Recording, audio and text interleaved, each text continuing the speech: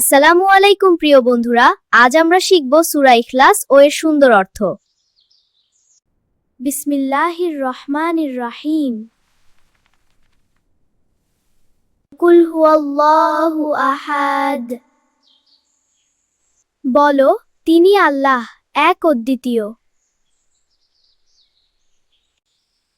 আল্লাহুস সামাদ। আল্লাহ কারো মুখাপেক্ষী নন। লাম ইয়ালিদ ওয়া লাম ইউলাদ। তিনি কাউকে জন্ম দেননি এবং তাকেও জন্ম দেয়া হয়নি। ওয়ালাম ইয়াকুল্লাহু কুফুয়ান আহাদ। আর তার কোনো সমকক্ষ নেই।